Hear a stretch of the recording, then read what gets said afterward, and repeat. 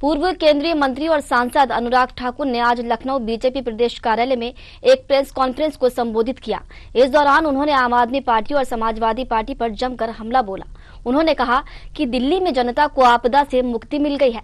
प्रधानमंत्री नरेंद्र मोदी ने दिल्ली की जनता से जो वादे किए थे वो पूरे होंगे। दिल्ली का विकास बीजेपी का प्रयास है। वहीं उन्होंने अयोध्या के मिल्कीपुर विधानसभा उपचुनाव में बीजेपी को मिली जीत पर जनता का आभार जताते हुए अभिनंदन किया।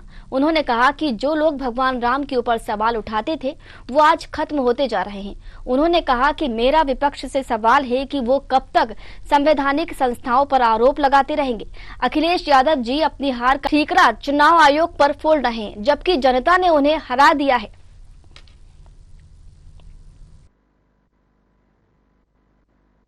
जितनी खुशी दिल्ली वालों को पूर्व उप मुख्यमंत्री और मुख्यमंत्री के हारने की हुई होगी और आम आदमी पार्टी के सत्ता से बाहर होने की हुई होगी, शायद उसी का इजहार वो भी कर रही होंगी। क्योंकि अंदर ही अंदर अरविंद केजरीवाल जी की एक राजनीति को आपको समझना पड़ेगा।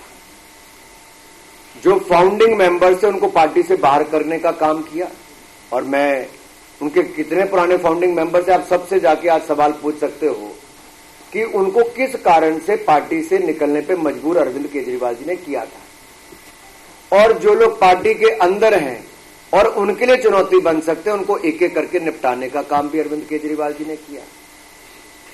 अब वो पहले पूरे शराब घोटाले का ठीकरा केवल मनीष सिसोदिया तक फोड़ना चाहते थे, लेकिन हमने तब भी कहा था कि किंग पिन अरविंद केजरीवाल है, और कोर्ट ने भी उनको सजा दी और आजकल बेल पर बाहर है। अब मुकदमा आगे भी चलेगा।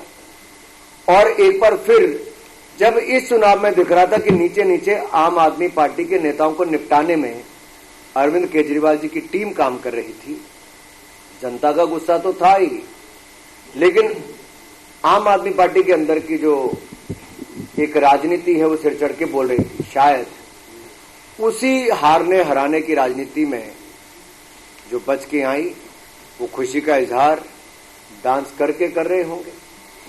सपा की सरकार में रखा गया, अन्य सरकारों में रखा गया,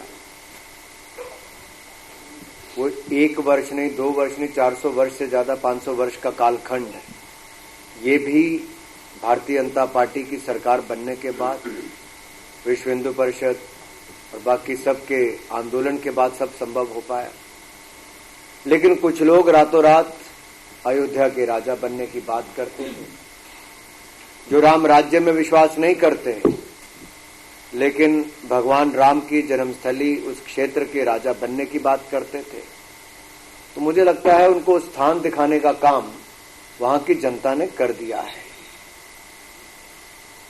और अगर अभी भी पांव जमीन पे ना लगे हों तो इतना ही कहूंगा कि अगर राहुल गांधी की राह पे चलोगे तो जैसे कांग्रेस बार बार निपटती आई, अखिलेश भैया यूपी की जनता ने 2 बार निपटाया, तीसरी बार के लिए तैयारी कर लो। केंद्रीय गृह मंत्री अनुराग ठाकुर ने आज बीजेपी प्रदेश कार्यालय में एक प्रेस कॉन्फ्रेंस आयोजित की। इस दौरान उन्होंने दिल्ली और अयोध्या की मिल्कीपुर सीट पर भारतीय जनता पार्टी को मिली जीत को लेकर जनता का आभार व्यक्त करते हुए उनका अभिनंदन किया। तो वहीं उन्होंने समाजवादी पार्टी को चेतावनी दी कि अगर वो कांग्रेस के साथ लगे रहे तो वह भी जो है निपट जाएंगे। वहीं उन्होंने कहा कि दिल्ली में जिस तरीके से अरविंद केजरीवाल ये कह रहे थे कि अगर भारतीय जनता पार्टी को वोट दिया तो भ्रष्टाचारी को वोट दिया, लेकिन अब जिस तरीके से वो चुनाव हारे हैं, निश्चित तौर से दिल्ली की जनता ने भ्रष्टाचारियों को जेल पहुंचाने का काम किया है। तो वहीं मिल्कीपुर सीट पर जिस तरीके से अखिलेश यादव के द्वारा बड़बोलेपन में अयोध्या के सांसद को अयोध्या का राजा कहना भारी पड़ गया है और सनातनी लोगों ने उनका जवाब दिया है। आज उन्होंने दिल्ली की आम आदमी पार्टी और उसके साथ ही उत्तर प्रदेश में समाजवादी पार्टी पर कई हमले बोले। तो उन्होंने कहा कि जिस तरीके से कांग्रेस लगातार लोगों को निपटाती जा रही है, उनके जो गठबंधन दल शामिल हैं वह खत्म होते जा रहे हैं। भारतीय जनता पार्टी ने विकास का वादा किया था, जिस पर विश्वास दिल्ली की जनता ने जताया और मिल्कीपुर की जनता ने विश्वास को और मजबूत बनाया है। लखनऊ से न्यूज आवर के लिए कैमरामैन आशुतोष के साथ मैं प्रशांत राव।